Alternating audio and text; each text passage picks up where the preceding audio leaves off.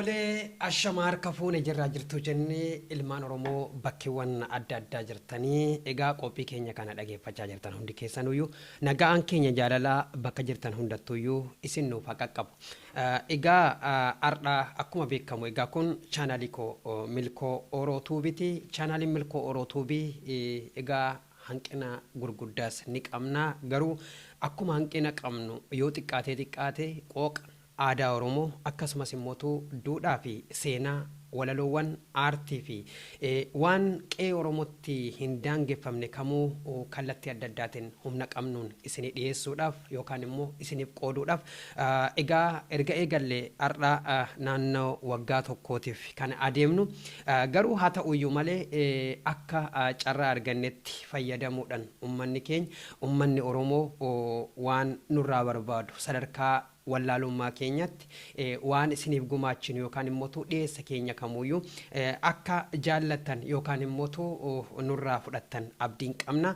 Hanqina qabnu immoo akkuma kanaan dura isiniin jenne egaa isinis keessoodhaan yaada nuu qooddanii yaada keessan sana fudhannee egaa hanqina qabnu sirreeffachaati kan jirru amma immoo egaa haa ta'uyyuu garuu hamma professional yookaan immoo sadarkaa itti saba keenya sabni keenya guddachuudhaaf nulleen waanuma karoorfanne tokko qabna garuu kun akkuma dhuunfaatti yookaan immoo nam tokkee ta'ee akka mataa kootti waan danda'uun waan sabni kan koo narraa jaallata jedhu akka yaada kiyyaatti waan dhiyeesse hundaayyuu egaa isinis akka narraa jaallattan abdiin qaba.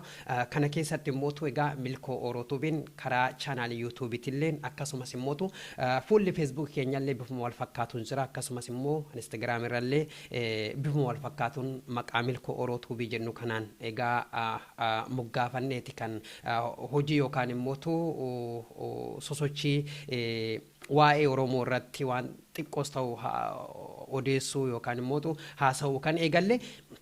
Gamarree Milkoo Oroo Tuubiin kan keessanii milkaa'ina Milkoo jechuun maqama isaa jalqabbiirraa gaafa laallu Milkoo jechuun milkaa'ina yookaan immoo namni tokko mul'ata isaa keessatti yookaan immoo jiruu fi jireenya isaa keessatti milkaa'ina isaa barbaada. Jechuunis milkaa'ee Milkoo miiltoon isaa irra geessan irratti milkaa'ina isaa waan hawwuuf egaa peejii keenya yookaan immoo fuula chaanaal yuutuubii keenya Milkoo jenneeti kan moggaafanne akkasumas immoo Oroo jechuulleen Oromoo jechuudha. Egaa akkuma beekamu qubeen kun qubee gabaabduu yookaan immoo gabaa jedhan Oroo jenneeti kan keenye egaa akkasumas immoo Tuubii jechuun immoo chaanaala yuutuubii keenyaati. Walumaa galatti Milkoo Oroo Tuubiin egaa nuti dargaggeessi Oromoo tokko sadarkaa jirru kanatti maal gochuudha qabna maaltu nurraa eeggama maal yoo goone sabni keenya kun egereelleef yookaan immoo booddeen keenyalleen waan seenaa gaarii tokko dalaguudhaaf maal murteeffanne kan jedhu irraa kaanee egaa sadarkaa sanatti Milkoo Oroo Tuubii egaa hundeessine. Egaa Milkoo Oroo Tuubiin ammatti sadarkaa ammirra jiru kanatti dhugaa rabbi dubbachuudhaaf baay'ee na boonsaa jechuunis hanga ammatti yaaddonni negatiiva ta'an yookaan immoo gad-aantummaa of keessaa qabaatan kan naa dhiyaatanii jiranii garuu yaada na jajjabeessan hedduun isaanii ijoolleen keenya jajjabaadhuudha kan isaan keessollee naa ta'u koomentii naa gochaa jiranii. Anis kanaan immoo baay'ee gammadoodha isinitti gammadeen jira.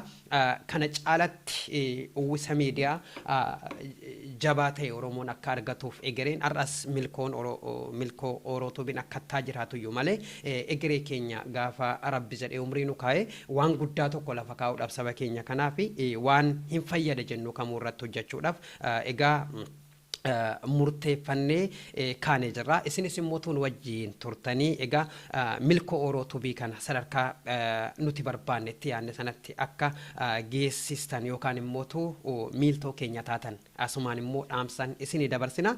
Egaa ilmi namaa kun milkaa'ina isaatiif waan baay'ee barbaada. Icciitiin milkaa'ina keetii immoo siidha mataa keetii. Milkaa'inaaf milkaa'ina barbaadde sana bira qaqqabuudhaaf immootu gufuuwwan adda addaattu daandii ati irra adeemtu kanarra jira. Daandiin kun immootu baay'ee daandii ulfaataa ta'uu danda'a, ciccitaa ta'uu danda'a. Daandii yaaddota dhoqqaa'an hedduudhaan dhoqqaa'ee ta'uu danda'a. Garuu kana mo'attee daandii aspaaltii yookaan immootu sii mijatetti kaayyoo kan kee galma yaaddetti geessuudhaaf karaalee adda addaatiin kan fayyadamtu.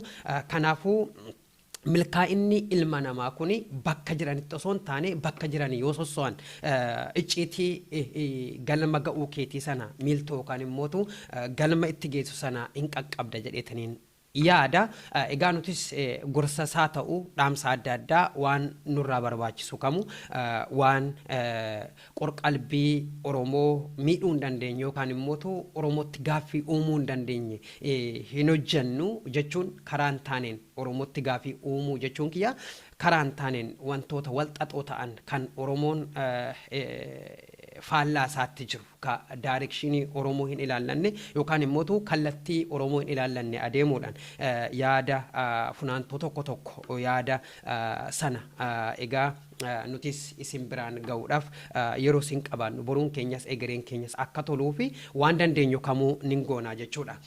Egaa milkaa'inni ilma namaa kun waan baay'eedhaanii ani fakkeenyaaf milkaa'inan barbaada. Milkaa'ina kiyya keessatti waan murteeffadhe qaba.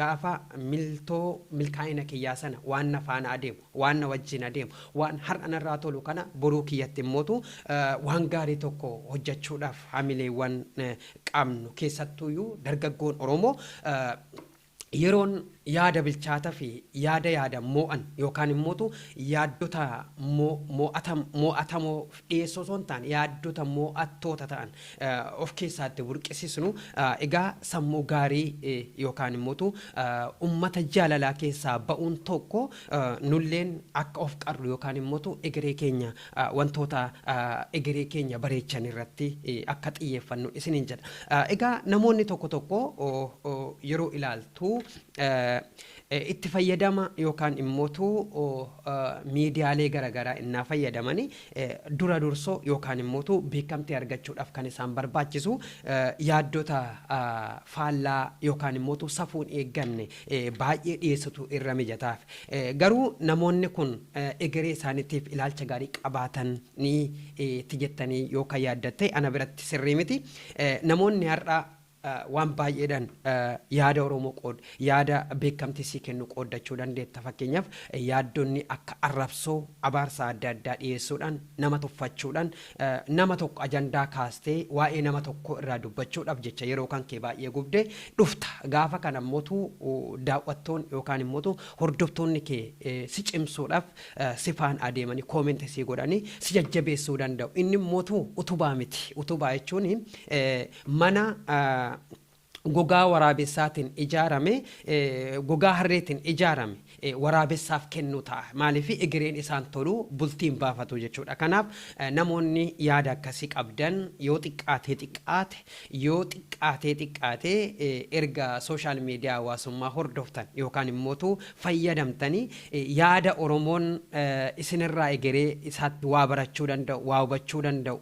Fakkeenyaaf qeettoof gadi buustanii akka qeetitti yaaduun yookaan immootu akka nama tokkootti fakkeenyaaf hordoftoonni keessan kana keessa kan jiru baay'in yookaan immootu ulaagaan kallattiilee Oromoo irraa hirmaachisa hundi si wajji jiraachuu danda'u. Namoota kana taattee isaan ittiin adeemuu danda'an waan isaan isinirraa hubachuu danda'an Oromummaa keessan jiddu galeessa godhattanii yookaan immoo eenyummaa keessan jiddu galeessa godhattanii yoo namoota kana walitti qabuudhaaf yookaan immoo ceephoo namoota kana ofitti hammeessuurraa ofirraa fageessuun baay'ee gaariidha kan jedhutu iyyuu egaa keessoo kiyyatti uumamaa jechuudha. Egaa hamileen yookaan immootu moralize namoonni baay'een hamilee gaafa argatan yookaan immootu fakkeenyaaf ajandaa hin taane tokko faa kaasanii ajandaa sanarratti imaltuun kan koo milkaa'uu danda'a kan jedhan baay'een isaanii jiru. Garuu imala sana keessatti maaltu yoo akka mudatu yookaan immoo maaltu akka ta'u hubannoon xiqqoo waan nurraa fagaateef ta'uu danda'a yaaddonni akkasii. Kanaaf please waan inni isiniin jedhu waan isin dhaamu akka mucaa Oromoo tokkotti social media hawaasummaa gaafa fayyadamtanii ani ardhaaf kanaadha hin jedhini ani ardhaaf immoo sanaadha oo jettee fageessitee ilaalte waan baay'ee gaariidhaati. Bakka itti of agartu kun baay'ee sadarkaa dhiphoo gadaantummaa qabuu fi wallaalummaa keessa jiraachuu danda'a. Garuu sammuu gaarii fi sammuu qaroominaaf yaadu yookaan immoo tattaaffatu yoo qabaatte egereen kan kee lalisaadha. Egeree kan kee lalisaa sana ammootu seenaa kan kee har'a waan yerootiif jetteetiin ittiin xureessite kana balleessurra egeree kan kee mala gaariirra yookaan immoo daandii sirriirra adeemtee waan gaarii milkeessuun baay'ee gaariidha kan jedhutuyyuu natti mul'ata. Egaa yoo laaltee jettu namoonni ardhaaf social media hawaasummaa kana waan xiqqatti qabu yookaan immoo waan gadi laaffisanii maaliif mul'anni namaa social media irra hin jiru kaayyoon namaa social media irra hin jiru garuu milkaa'inni namaa immoo social media hawaasummaa irra hin jiru. Social media hawaasummaa irra kan jiru maalidha ofii keetiif ati representative yookaan immoo of beeksisuudhaaf namatti ummatatti ifa of baasuudhaaf bakka jirtu sana sosochiin ati gootu ummata sana waan madaali ummatatti of beeksiftu yookaan immoo irraa dubbattu sun waan ittiin of gaaffii gaafatu osoo hin taane gaaffiin uummata sana akka deebi'uu danda'utti haala mijeessitee yoo hojjette qofaadha jedheetanii yaada. Egaa asumaan ijoolleen qaqqaxaleen jiru ijoolleen yaada babbareedaa hojiilee keessuma aartii Oromoo irratti aadaa Oromoo duudhaa guddisuudhaaf waan baay'ee entertainmentii adda addaa godhanii taayilentii gaggaarii qaban baay'een isaanii jiru. Isaan sun immootu ammas haaluma irra jirtan kanaan itti fufaa wanti duubatti isin dhoowwu yookaan immootu deebisuu hin jiru kaayyoo keessaniif isinuma mataa keessan tuyyuu ulaagaadha yookaan immootu miiltoodha jedheetanii yaada. Kanarratti immootu namni isin gargaaru yookaan immootu duubbee keessan kan jiraatu saba keessan saba isin irraa dhalattanii qe'ee isin irraa baatanidha jechuudha. Kanaaf namoonni keenya yeroo baay'ee yaada xiqqoo tokko qabatanii tiyootiin adeeman arginu. Yaadni kun immootu yaada siyyuu bakka bu'uu hin dandeenye tokko yeroo dhiyeessinu sana of eeggannoo gochuun baay'ee gaariidha. Nama arrabsuun akkuma uumaa birattuyyuu rabbuma biratti baay'ee waan safuu uumamaa cabseedha jechuudha. Namni amantaa yookaan immootu amantaa tokko keessatti hordofaa ta'e yookaan immoo amantaa tokko kabaju arrabsoo fi abaarsa yookaan immootu waa'ee namaa gad-aantummaadhaan hin ibsu jedhanii yaada. Kanaaf kabajamtoota jaalatamtoota ilmaan Oromoo waan inni isin dhaamnoo jiraate tokkummaa keenya irratti waan xiyyeeffate gaafa yaada Oromoo tokko immootu qubee Oromoo jettu kanaan gaafa kaatu Oromoon kaabaa yoo maal dubbadhe narraa waa hubachuu danda'a. Oromoon kibbaa yoo maal dubbadhe narraa hubachuu danda'a. Oromoon bahaa hoo, Oromoon dhihaa hoo, Oromoon jiddu galeessaa hoo, Oromoon Oromiyaa keessa hin jirre kan bakkee biraa jiru yaada kiyya kana akkamitti qooddachuu danda'a? Sagaleen kiyya kun gaafa asii an haasa'u gaafan dubbadhu waa'een saba kana gaafan dubbadhu saba kana keessa saba yookaan immootu garee kutaa kamiinatti mufachiisuu danda'a kan jedhu irratti yoo yaada xiinxalaa keenya baay'ee gaariidha. Egaa wantoota baay'ee wal qabsiisnee kaasuu dandeenya. Namoonni baay'een yeroo baay'ee fakkeenya gurguddaa namoonni nu ta'an nama akka Ustaaz Raayyaa Abbaa Maccaa kana yoo qabannee adeemne waan gaarii goona. Ustaaz Raayyaa Abbaa Maccaa egaa akkuma beekamu haasaa yoo isinitti dhiyeessuu baadhe nama wareega guddaa Oromoodhaaf kaffalee namni kun qabsoo gaafa godhu Oromummaan akka amantaan akka Oromummaan daangessine Oromummaan immoo akka amantaan daangessinetti hubannoo fi barnoota fagoo sammuun qarame kan dhaloonni kun waan guddaa irraa barachuu danda'u waan barateef humna sanaan egaa namni kun qabsoo Oromoo kana hangarraa kanallee goolii Oromoo yookaan immoo dirree Oromoon itti taphatu keessaa guyyaa tokko ba'ee osoo maalliyaa yookaan immoo uffata isaan jijjiiratin dirree Oromoo keessa taa'ee yookiin immoo Oromiyaa keessa taa'ee waan baay'ee nama gochaa jirudha jechuudha. Namni kun yoo haasa'u haasaan isaa tolola akka dammatti mi'aa nama waan hundattuyyuu kallattii hundattuyyuu nama beekaa fi hayyuu akkasii qabaachuun egaa hunda keenyaa boonsa. Ani immoo dhaloota keeti dhaloota raayyaa abbaa maccaati.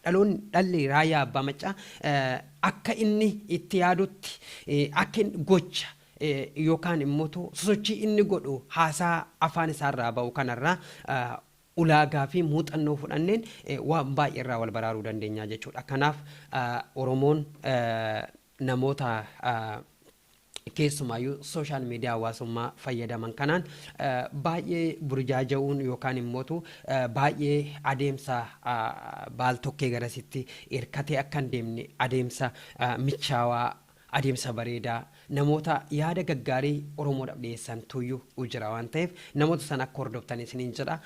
Egaa kanaaf namoonni immoo kanaan dura yaada caccabaa akkasii qabaatan illee irraa of eegdanii Oromoodhaaf waan gaarii akka hojjettan abdiin qaba. Egaa har'aaf kan jechuu barbaadu immoo anilleen kanuma. Egaa qophii kiyyaa qophii hafee biraan qaba waan ta'eef qophii sanatti isin dabarsaa isinis yeroo gaarii.